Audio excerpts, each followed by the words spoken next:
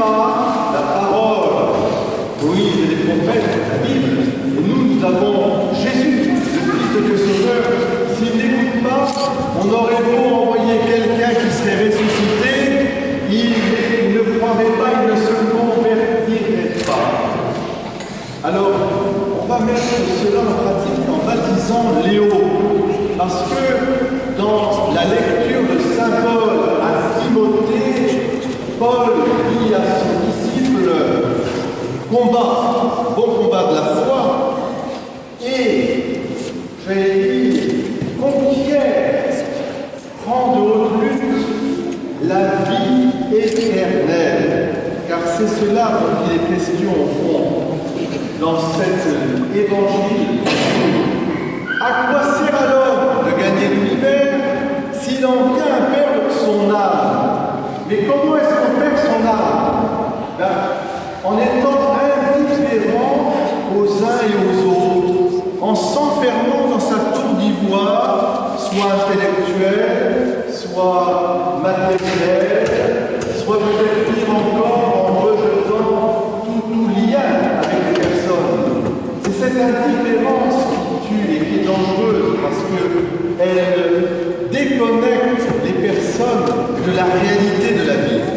Heureusement, chers parents, chers grands-parents, heureusement, la vie vient à vous et elle vous ramène à la réalité du quotidien. Lazare, ce cher Lazare, il est d'abord en nous, j'espère. J'espère que nous nous considérons comme des pauvres qui avons besoin de tout demander à Dieu. Mais Lazare, il est dans le petit Léo. Quand je vois Léo, je dis, regardez comment il est Léo. Il est tout confiant en ses parents. Il attend tout de ses parents, Léo. Et puis, il sait que ses parents vont lui donner ce qu'il y a de meilleur, avec son parrain et sa marraine. Et Léo, il sait aussi qu'il peut avoir cette confiance en Dieu qui ne l'abandonnera jamais.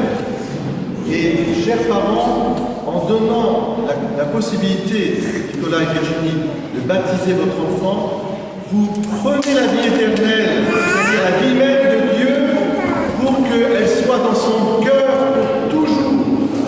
Et ce trésor, personne ne peut vous l'enlever. Personne. Et pour qu'il vive de ce trésor, il faut lui donner aussi le goût de la parole de Dieu et le goût du service du prochain. C'est-à-dire être attentif aux uns et aux autres. Alors peut-être en sortant, en allant chez vous, bien je suis sûr, la vraie fête de famille que vous allez vivre, ce sera d'être attentifs les uns aux autres pour que tout le monde ait sa place. Ici, dans cette église, pour que tout le monde ait une place, même si bientôt il faudra peut-être agrandir l'église, mais il faudrait que tout le monde ait sa place, c'est-à-dire se sentir accueilli comme un pauvre, c'est-à-dire quelqu'un qui a besoin de l'aide de Dieu et de l'aide des autres. Et c'est cela que ce pauvre riche dont on ne connaît pas le nom, qui prend conscience, lui qui voyait Lazare devant sa porte, il ne faisait pas attention.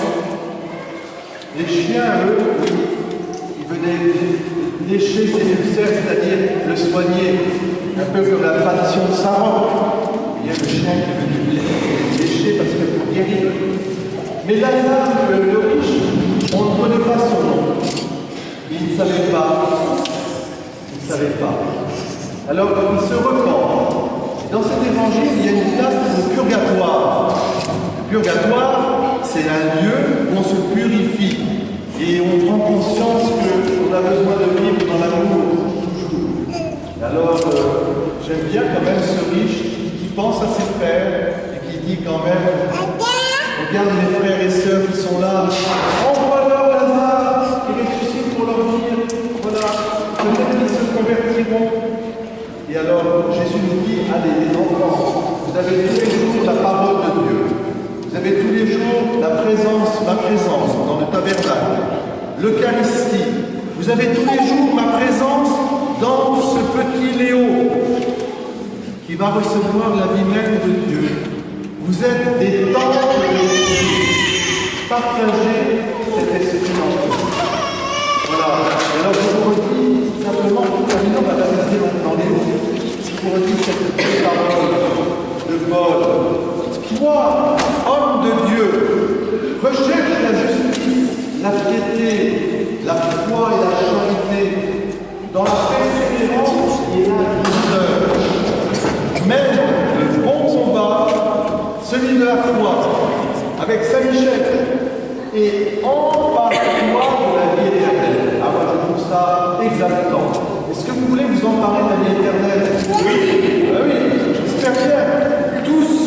Et Léo, on va lui faire le cadeau déjà de cette vie éternelle. Il faut vous emparer de cette vie éternelle, c'est-à-dire qu'il faut vivre cette vie ici-bas comme un chemin d'amour, de don de soi, comme un chemin de la vie éternelle. Alors, Léo, c'est toi qui vas nous conduire vers la vie éternelle aujourd'hui. Et les parents, parrains et marraines, vous allez le guider aussi pour qu'il aille vers cette vie éternelle. En